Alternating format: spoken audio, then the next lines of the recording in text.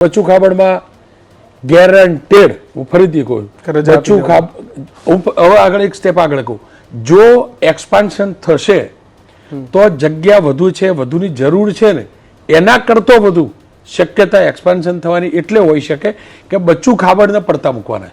Yes, હું આ સૂત્રોથી નહીં, લોજિકથી મારા અનુભવથી કહું, આ ગયા ને એના ઉપરથી કહું કે બચ્ચુ ખાબડને ડ્રોપ કરવાના હોય તો એના માટે જ એક્સપાન્શન થાય. કારણ કે બચ્ચુ ખાબડનો ભાર હું નથી માનતો બીજેપી હવે ઉચકી શકે, અને જો પછી બી જો ઉચકતું હોય તો ભય ભૂખ ભ્રષ્ટાચાર વિહીન સરકારનું સૂત્ર બીજેપીના નેતાઓને, સરકાર તો ભૂલી જ જાઓ, એનો કોઈ અધિકાર રહેતો નથી. કારણ કે એમની સરકાર બે પુત્રો ઉપર કર્યું, એમનો જ વિભાગ, એમનો જ વિસ્તાર, મંત્રી ચાલુ છે, અને આટલી કેબિનેટ 3 મહિનાની કેબિનેટમાં નહીં, નરેન્દ્રભાઈ મોદીનો કાર્યક્રમમાં નહીં, અને એના કરતાં વધુ ત્યાં આગળ પ્રવેશોત્સવ થાય એની અંદર નહીં, અને મંત્રીમંડળમાં પ્રવેશ નહીં. એટલે હું ફરીથી કહું, જો મંત્રીમંડળનું વિસ્તરણ કેમ કરવું જોઈએ એની ચર્ચા થાય તો પહેલું કારણ એ આવે ભાઈ બચ્ચુ ખાબડને પડતા મૂકવા, એવી રીતે પડતા મૂકવા કે નોર્મલ કોર્સમાં બધું કરતા હતા એટલે પડતા મૂક્યા, વિપક્ષ અથવા બીજા લોકોને, ટીકાકારોને એ અવકાશ. પહેલું કારણ. બીજું કારણ, સંખ્યાબળ વધુ, એની સામે કેબિનેટના એટલે મંત્રીમંડળના સભ્યોની સંખ્યા ઓછી છે.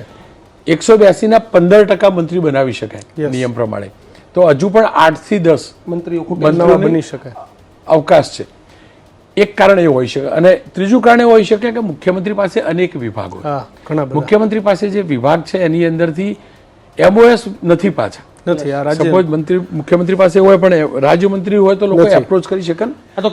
સપોઝ માઇનિંગ, બરાબર, તો માઇનિંગ ની કઈ પણ સમસ્યા હોય તો કોની જોડે જવાનું? સીએમ જોડે જવું પડે સીધું. એટલે એ શક્યતા એ છે કે એક ખાતા ક્યાંક ડિસ્ટ્રીબ્યુટ વધુ કરવા અને લોડ મુખ્યમંત્રીથી ઓછો થાય. ખાસ કરીને આ ફરિયાદ શહેરી વિકાસમાં સૌથી વધારે છે અત્યારે. શહેરી વિકાસ, મહેસૂલ, માઇનિંગ, ઘણા બધા વિભાગો છે કે વર્કલોડ વધુ છે જ. એટલે કદાચ એક ત્રીજું કારણ એવું હોઈ શકે કે મંત્રીમંડળનું વિસ્તરણ થાય.